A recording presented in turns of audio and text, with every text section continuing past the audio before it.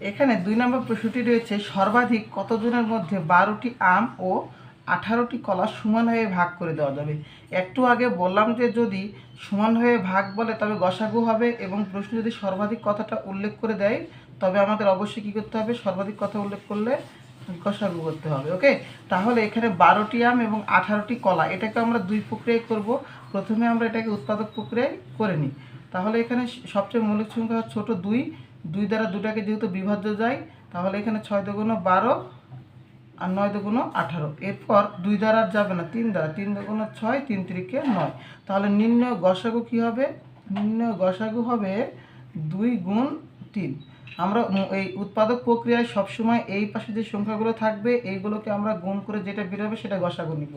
আর যদি আমরা লসাগু করতাম তাহলে এই সম্পূর্ণ সংখ্যাগুলোকে এইগুলো গুণ করতাম। ওকে, এটা লসাগু নিয়ম। আর এখানে আরেকটি কথা, যে গসাগু করার সময় দুইটা সংখ্যাকে একই সংখ্যা দ্বারা ভাগ দিতে হবে। ওকে, এই দুইটা সংখ্যাকে একই সংখ্যা দ্বারাই ভাগ, যে দুটি সংখ্যাকে যদি ভাগ না দেয় তবে এটা পরবর্তী স্টেপে যাওয়া যাবে না। এরপর এখানে উত্তর, তাহলে গসাগু কত হবে 6। তাহলে আমরা 12টি আম এবং 18টি কলা সমান হয়ে ভাগ করে দিতে পারবো 6টি করে। তো এটা আমরা উৎপাদক প্রক্রিয়া করলাম, এবার ভাগ প্রক্রিয়া করব। তাহলে 12 দিয়ে 18কে ভাগ করি, 12কে 12 নামলো কত, এখানে 6। এরপর এখানে আমরা একটু আগে বললাম যে সবসময় ভাজকের সংখ্যাটি আমরা এই ভাজ্যর জায়গায় নিয়ে আসবো। তাহলে 6 দুগুণ কত হয়, 12 হয়, নামলো কত, 0। তাহলে এই যে 6 যেটা, সেটাই হলো আমাদের গসাগু বা উত্তর। ওকে, এটাই হলো আমাদের গসাগু বা